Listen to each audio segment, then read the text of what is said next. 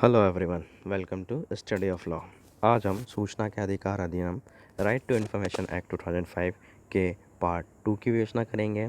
मैं इससे पूर्व सूचना के अधिकार अधिनियम का पार्ट 1 पहले ही मैं अपलोड कर चुका हूं। जिन लोगों ने भी वो पार्ट 1 नहीं देखा है, मैं उसकी लिंक डिस्क्रिप्शन में देने की कोशिश करूँगा। इस वीडियो में हम धारा 21 से लेके 31 तक के विवेचना करेंगे।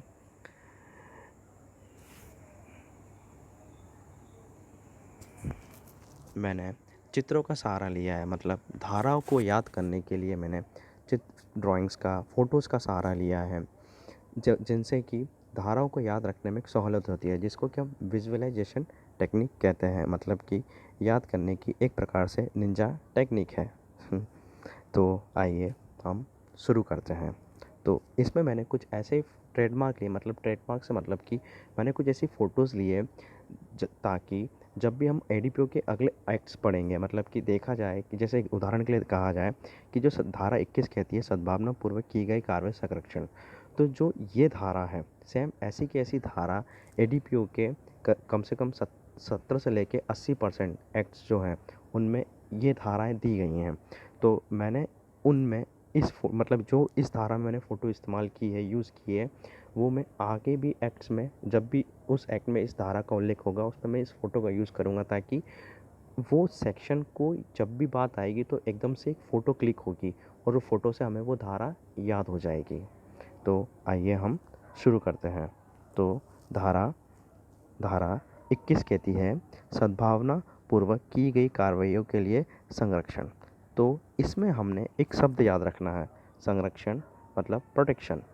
अब जो कोविड-19 की वैक्सीन है वो हमें क्या करती है, कोरोना वायरस से लड़ने के लिए, उससे बचाव के लिए हमें संरक्षण प्रदान करती है, उस प्रोटेक्शन प्रदान करती है। तो हमें बस एक शब्द याद रखना है, हमें धाराओं पे इतना ध्यान नहीं देना है। इस वीडियो में हम चित्रों पे ज़्यादा महत्व देंगे ताकि हमें वो चित्र इसके द्वारा हम उस धारा को याद कर सकें।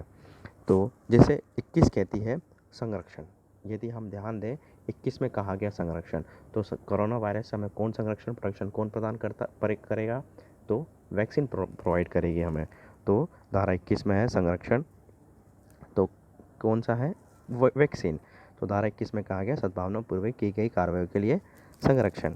फिर धारा 22 में कुछ ऐसा है नहीं, इसलिए उसमें कुछ है नहीं। तो धारा 22 कहती है अधिनियम का अद्रोही प्रभाव होना, act to have overriding effect. ठीक, धारा 22 ये कहती है।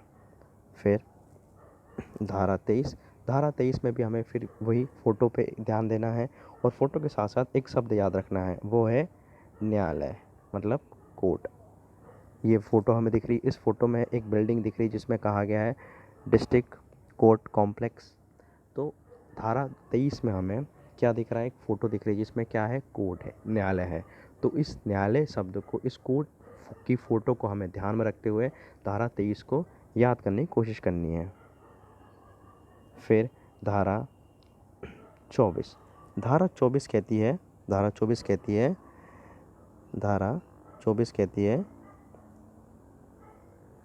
अधिनियम का कतिपय संगठनों को लागू ना होना। तो संगठनों मतलब कि ऑर्गेनाइजेशंस।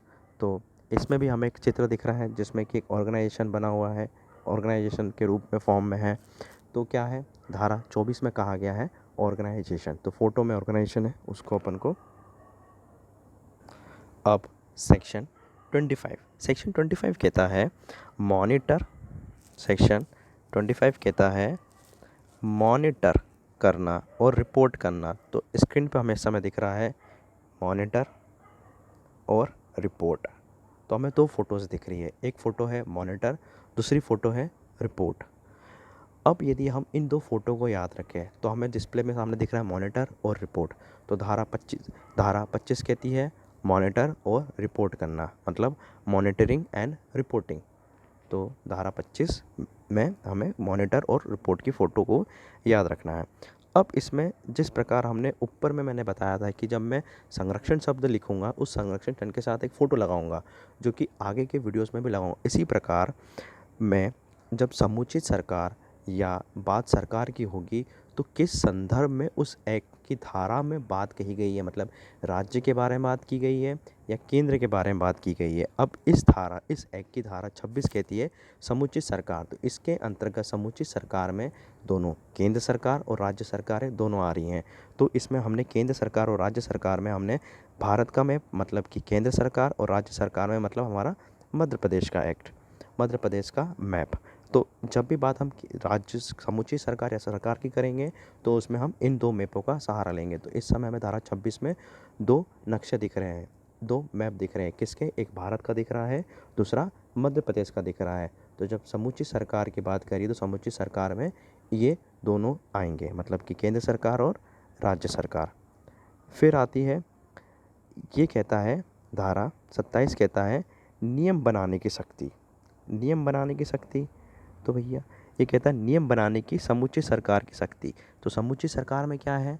समुचित सरकार में हमने धारा 26 में पढ़ा, उसमें भारत भी था और मध्य प्रदेश भी था, तो केंद्र भी था और राज्य भी था। इसी प्रकार से इस फोटो में भी हमने, इस धारा में भी हमने इन दो फोटो का इस्तेमाल किया है, भारत का और मध्य प्रदेश का। ठीक, फिर बात आती है धारा 28। धारा 28 कहती है नियम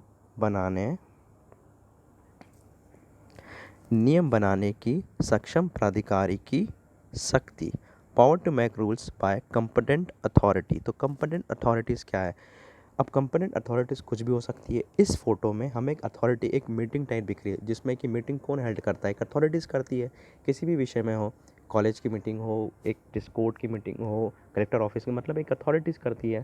तो इसी प्रकार इस फोटो में भी हम एक अथॉरिटी के रूप में देख रहे हैं कि बीच में बैठा हुआ व्यक्ति एक मैन है, उसका लीडर है, बाकी लोग उसके सबऑर्डिनेट्स हैं। तो इसमें हमें एक फ़ोटो दिख रही है जो कि सब अथॉरिटीज़ की है। तो एक कंपिटेंट अथॉरिटीज़ है, तो एक समूह है जिसमें मीटिंग चल रही है। क्या है? एक कंपिटेंट अथॉरिटी, सक्षम प्राधिकारी। धारा 28। अब धारा 29, धारा 30 और धारा 31, इनमें कुछ ऐसा है नहीं फ़ोटोज़ रखने के लिए, सिर्फ इन धाराओं को याद करना है। तो धारा 29 कहती है नियमों को रखना। इसको याद करने का एक और सरल तरीका है। सरल तरीका ऐसा है कि धारा धारा धारा 27, धारा 28 और धारा 29, ये तीनों ही नियमों के बारे में कहती है।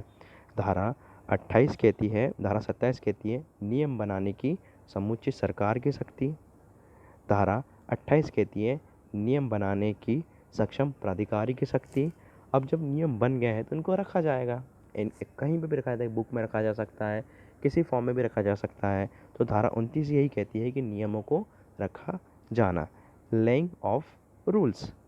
फिर धारा 30 अपन पढ़ते हैं कठिनाइयों को दूर करने की शक्ति, power to remove difficulties, obstacles को हटाना। तो धारा 30 कहती है कठिनाइयों को दूर करने की शक्ति। फिर धारा 31 कहती है निरसन, रिपल्स। तो ये हमारा पार्ट 2 कंप्लीट हो गया है। इस प्रकार हमने सूचना के अधिकार अधिनियम 2005 का संपूर्ण धाराओं का विश्लेषण कर लिया है। आपको ये वीडियो कैसा लगा? वीडियोस को लाइक कीजिए, चैनल को सब्सक्राइब कीजिए और अपने दोस्तों के साथ शेयर कीजिए। जय हिंद, धन्यवाद।